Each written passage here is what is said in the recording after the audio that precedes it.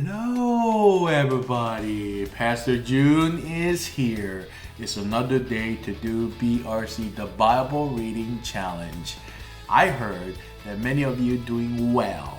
So, we are looking at the Gospel of Matthew chapter 23. Let's read. Matthew chapter 23, a warning against hypocrisy. Then Jesus said to the crowds and to his disciples, "The teachers of the law and the Pharisees sit in Moses' seat.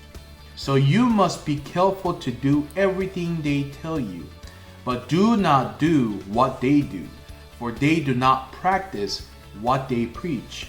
They tie up heavy, cumbersome loads and put them on other people's shoulders, but they themselves are not willing to lift a finger to move them. Everything they do is done for people to see. They make their phylacteries wide and the tassels on their garments long. They love the place of honor at banquets and the most important seats in the synagogues. They love to be greeted with respect in the marketplaces and to be called rabbi by others. But you are not to be called rabbi, for you have one teacher, and you are all brothers. And do not call anyone on earth Father, for you have one Father, and he is in heaven. Nor are you to be called instructors, for you have one instructor, the Messiah. The greatest among you will be your servant. For those who exalt themselves will be humbled, and those who humble themselves will be exalted. 7 woes on the teachers of the law and the Pharisees. Woe to you, teachers of the law and Pharisees, you hypocrites! You shut the door of the kingdom of heaven in people's faces. You yourselves do not enter, nor will you let those enter who are trying to. Woe to you, teachers of the law and Pharisees, you hypocrites! You travel over land and sea to win a single convert, and when you have succeeded, you make them twice as much a child of hell as you are. Woe to you, blind guides! You say if anyone swears by the temple, it means nothing. But anyone who swears by the gold of the temple is bound by that oath. You blind fools! Which is greater, the gold or the temple that makes the gold sacred? You also say, if anyone swears by the altar, it means nothing. But anyone who swears by the gift on the altar is bound by the oath. You blind man! Which is greater, the gift or the altar that makes the gift sacred? Therefore, anyone who swears by the altar swears by it, and by everything on it. And anyone who swears by temple swears by it, and by the one who dwells in it. And anyone who swears by heaven swears by God's throne, and by the one who sits on it. Woe to you, teachers of the law and Pharisees, you hypocrites! You give 1/10 of your spices, mint, dill, and cumins, but you have neglected the more important matters of the law, justice, mercy, and faithfulness.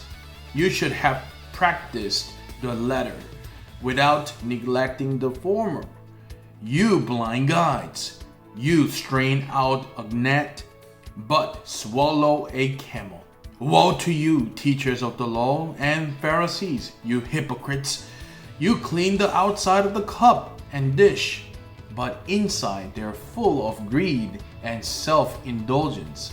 Blind Pharisees! First clean the inside of the cup and dish, and then the outside also will be clean. Woe to you, teachers of the law and Pharisees, you hypocrites! You are like whitewashed tombs, which look beautiful on the outside, but on the inside are full of the bones of the dead and everything unclean. In the same way, on the outside you appear to people as righteous, but on the inside you are full of hypocrisy and wickedness. Woe to you, teachers of the law and Pharisees, you hypocrites! You build tombs for the prophets and decorate the graves of the righteous. And you say, if we had lived in the days of our ancestors, we would not have taken part with them in shedding the blood of the prophets. So you testify against yourselves that you are the descendants of those who murdered the prophets. Go ahead then and complete what your ancestors started. You snakes! You brood of vipers! How will you escape being condemned to hell? Therefore I am sending you prophets and sages and teachers. Some of them you will kill and crucify. Others you will flog in your synagogues and pursue them town to town. And so upon you will come all the righteous blood that has been shed on earth, from the blood of righteous Abel to the blood of Zechariah, son of the Berechiah, whom you murdered between the temple and the altar. Truly I tell you, all this will come on this generation. Jerusalem, Jerusalem, you who killed the prophets and stoned those sent to you. How often I have longed to gather your children together, as a hen gathers her chicks under her wings, and you were not willing. Look, your house is left to you desolate. For I tell you, you will not see me again until you say, blessed is he who comes in the name of the Lord. Amen. And that was chapter 23. And good job, everybody. I'll see you tomorrow again. Bye-bye.